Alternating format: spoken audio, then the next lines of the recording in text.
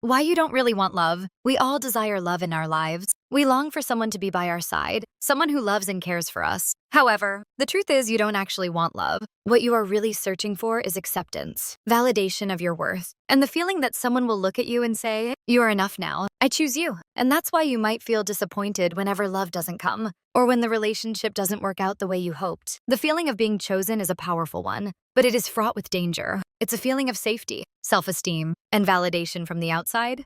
However, we don't realize that what we really need is to love and care for ourselves, not from others. Love that comes from someone else should be a reflection of our own sense of worth, not the reason we feel valuable. Think about your past relationships. How often have you felt like you had to earn someone's love, or constantly prove that you were worthy of being chosen?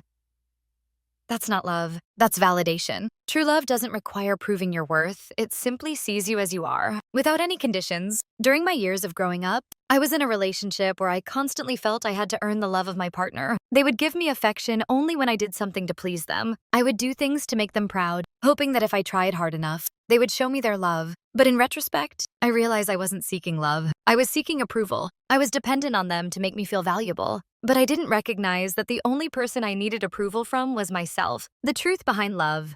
When love becomes a performance, love is not a competition, nor is it a choice that you have to deserve. But why do we turn love into a competition? From a young age, perhaps you were taught that to be loved, you had to earn it. Maybe you had to be perfect, or always make others happy. To receive love, maybe your parents only showed affection when you did something great, or you were praised when you behaved the way they wanted you to. In these early years, you learned that being perfect was the key to receiving love. But the truth is, love is not something you have to earn through perfection. It is something that should flow freely, something that accepts you with all of your flaws, quirks, and imperfections. Think about the relationships you've had. Have you ever felt that you had to chase after someone, or constantly prove yourself to be worthy of their love?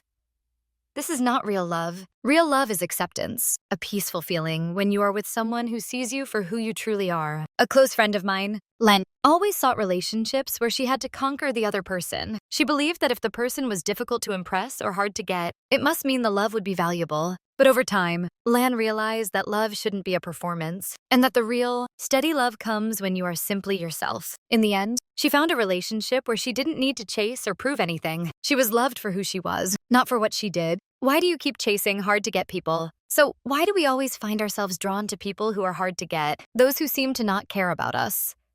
The answer lies in our ego. We often believe that the harder it is to get, the more valuable it must be. This creates a cycle where we try to conquer people who seem to never love us back. We think that if we can win them, then we must be truly valuable. But the truth is, what you are really seeking is validation, not real love. You think that if they love you, then you are good enough. But that's not true. Real love does not require you to fight for it or to win anyone over. It is an equal exchange of affection and respect. If someone doesn't love you the way you deserve, that's a reflection of them, not of your worth. Another friend of mine, Ming, spent years looking for relationships with people who were emotionally unavailable. Each time someone didn't respond to her feelings, she thought that she wasn't good enough and tried even harder to win their attention. She was addicted to the idea that love had to be difficult to be real. However, when she finally met someone who loved her, not for her perfection, but for her real self, Min learned that love doesn't need to be earned through trials and tribulations. It can be simple, peaceful, and unconditional. The journey of choosing yourself, so you can truly love yourself. So how do we stop and start loving ourselves instead of seeking validation from others?